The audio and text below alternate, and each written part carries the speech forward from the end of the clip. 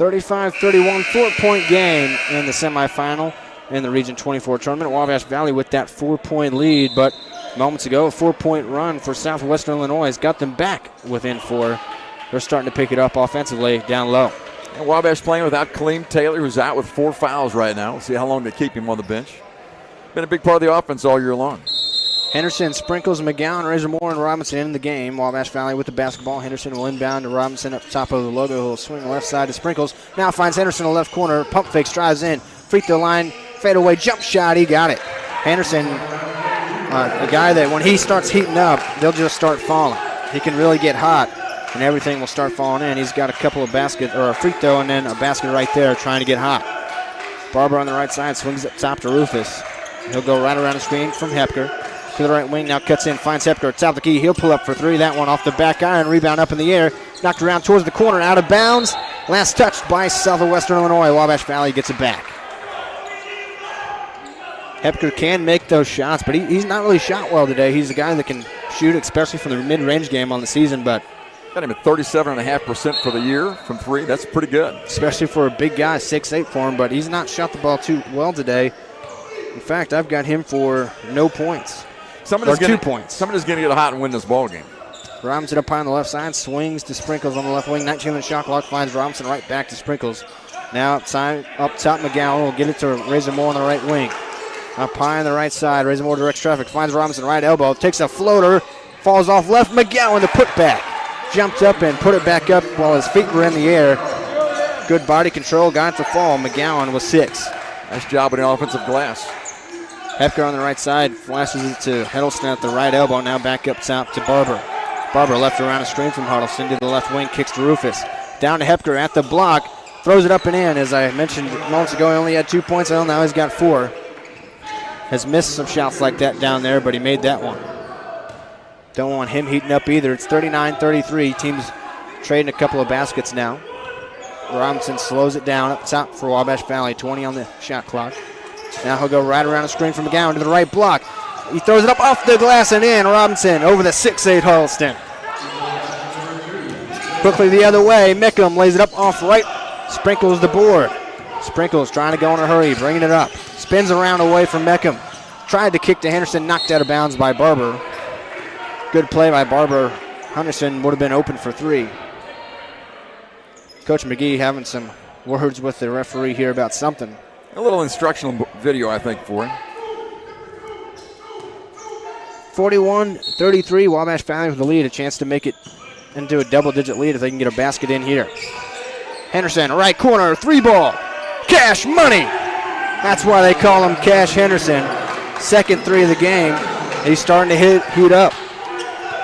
11-point margin, biggest lead of the night. Henderson with 11 points himself. Only 5 back in the first half. He's already got 6 here. Rufus tried to kick to the corner, taken away by Razor Moore. Throws this one up to McGowan. McGowan breakaway to the rack, slams it home. 46-33, the momentum building here in the semifinal. Great steal by Brandon Razor Moore. Good outlet pass, and McGowan with a big flush at the other end. Swick needs a timeout. Wabash Valley all of a sudden up 46-33, 10:49 left here in the second half. Momentum on their side. We'll be back in 30 seconds. LaGrande scores the bump, pulls back that pitch up and away for ball 1. If you just joined us thinking that Bonamolo's in the on-deck circle, Bonamolo has been ejected from the ball game after a home run and a celebration, so not able to play. We have Jackson Wang in the on-deck circle. Davis a long look here, trying to hold on Rezai. Now fires home the 1-0. That pitch up and in, 2-0. Grande heading the count here, see if he can get a pitch to drive. Rezai dancing back and forth at first base, jumping around, trying to distract the pitcher. Next pitch, high and wide, 3-0 to LaGrande. Well, they walked the first guy, 3-0 on LaGrande. I suppose we'll make him throw a strike, maybe 2. Davis was so dominant in the 7th and has had some struggles with the zone here in the 4th, or the 8th, excuse me. That pitch misses inside. I was saying 4 because I already had 4-pitch walk on my mind, and that's what that was for LaGrande. First 2 have reached via the base on balls.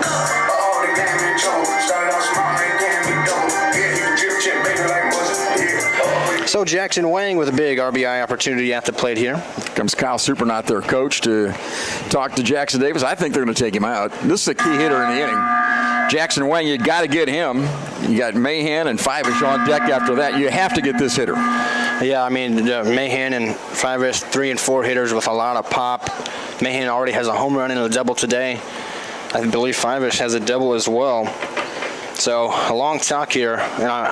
After the 2 leadoff walks, I would not be surprised if they went to the bullpen, but that signal has not been made yet. They got a left in the bullpen, so I think they'll let him work right here to Jackson Wang, and no matter what, they'll probably go to the lefty after this. And that's just a guess, though. Not that familiar with what they do, but they've been talking a long time. It's time to either let him pitch or go home, one or the other. And they'll stick with Jackson Davis. I've preached sermons were shorter than that before. Supernaut out there just kept on going. Number 31, Zach Sims in the bullpen out of Paducah, Kentucky. Left-hander getting ready. And I think he will face Mahan, who's in the on-deck circle. It'll be Rezai at second, Legrande at first. Plenty of speed on the base pass for Wabash Valley. Jackson Wang in the right-handed batter's box. Second at-bat of the day. You see the Buffalo Nats bothering the pitch a little bit right now. Davis, it's all right here. Wang scores at the bunt, hits this one towards third. Monroe comes in, scoops it up, fires across to first, not in time. Everybody's safe. A bunt hit for Jackson Wang, and the bases are loaded for Keaton Mahan. Well, how did that happen? How in the world did that happen? That bunt is just to the third base side of the pitcher, and evidently Monroe thought the pitcher would get it. He didn't come up with it in time and couldn't throw him out. Bases loaded, and here comes a new pitcher. Yeah, not going to let Davis. Yeah, I mean, that was about as perfect as a spot as you could hit it. Almost caught it all the way to the shortstop before Monroe cut it off. Another one bites the dust playing at Wabash Valley as Davis has run out of this game. Bases will be loaded for Keaton Mahan with nobody out when we come back after the pitching change. 6'4" out of Paducah, Kentucky. He's a freshman. He's, like I say, no pressure at all. Bases loaded, and the big guy is coming to the bat. He's thrown 27 innings this year. He has an ERA of 4.33, so that's not too bad.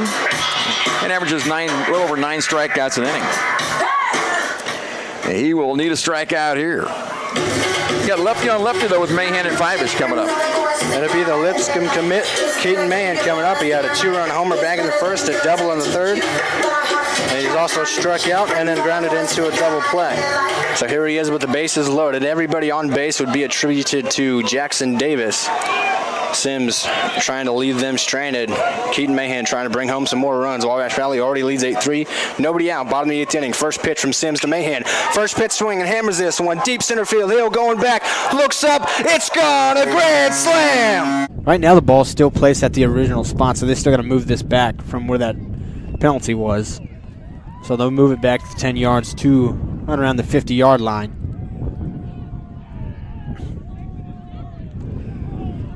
It looks like it'll be Ellison and Creighton Jones on the left side of the formation there towards the top of your screen. And now you see Riley Ellison next to Creighton Jones. You might think, oh, Creighton Jones is quite a bit smaller. Creighton Jones is 6'5" in his own right. 2 really big targets on the left side of the field for the Longhorns. Dakota Harris here motions to the right side of the formation. Hansen turns and fires to the left, has Creighton Jones. Riley Ellison throwing a block, hops over a blocker and defender, breaks a tackle. He's up at the original line of scrimmage. He's at the first down. He's still on his feet, and it is another Creighton Jones touchdown.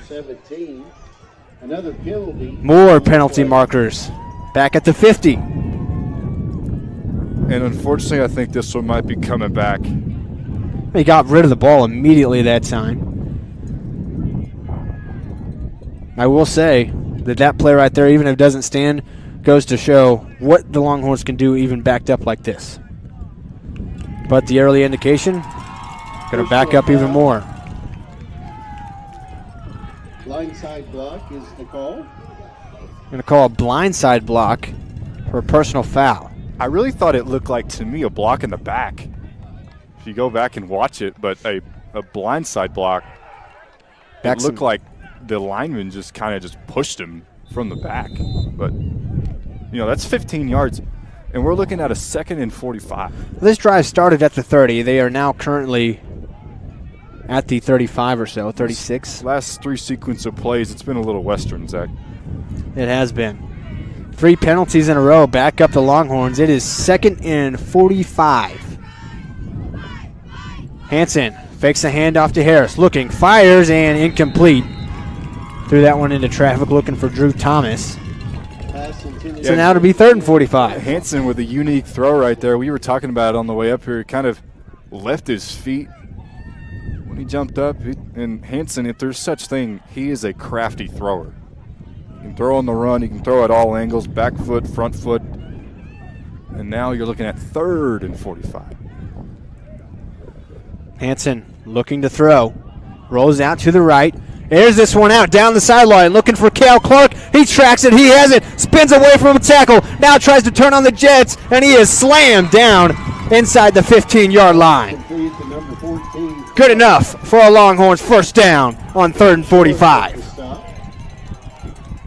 When in doubt on 3rd and an eternity, throw it to one of your receivers. He got behind the defense. And was there a doubt? Not anymore. I don't know. And I do want to point out, again, Cale Clark, not your traditional wide receiver. Started the year as a traditional running back and usually just gets those jet touch passes as touches. That time in a traditional route, got past the defense. He's in motion here. They fake a handoff to him, give it to Harris. Breaks a tackle up to the right side, and he is in for another Longhorns touchdown. From 3rd and 45 from their own 37-yard line in 2 plays, they've got pay dirt. Welcome back to the Daily O and welcome into the Sports Corner. I'm Zach Reynolds. Thanks for sticking with us. Oklahoma State football legend Justin Blackmon is set to join the Cowboy Ring of Honor. The College Football Hall of Fame inductee was part of one of the most historic duos in Stillwater with quarterback Brandon Weeden. Blackmon was unquestionably the best receiver in America during his time, being only one of 2 players ever to win 2 Blitnikoff Awards. He is the 8th Oklahoma State player to be in the College Football Hall of Fame and now the 6th player to have his name inside Boone Pickens Stadium. Blackmon is set to join on November 15th against Kansas State during halftime. Speaking of Cowboy football, the Pokes are back in action as spring ball is underway. Coming off one of the worst seasons in the Mike Gundy era, Cowboy football has been revamped with all new coaches and players, and this week is the public's first look. The new faces and new play styles bring new hope for the upcoming season. For head coach Mike Gundy, while the turnover from last year is different, it's the normal in this age of college football. I'm not sure. It's the first time I've ever been through this. Obviously, I've not had staff changes in the past that amount to worth talking about. And certainly not this many numbers with players, but we all know, we've talked about it a number of times, the genie's not going back in the bottle. I mean, I think it's fair to say about 2 years ago, I told you guys we're going toward the NFL, and that's what we're doing. We're basically going to be the NFL. The NFL has free agency. We have free agency, so we have to get used to it. I'll feel my way through it over the next 6 months and see how it feels, but it's been okay. Once we got settled in after about a month of off-season training, it felt normal. And then, of course, recruiting picks up, and so that feels normal. Recruiting's different, but it still felt normal.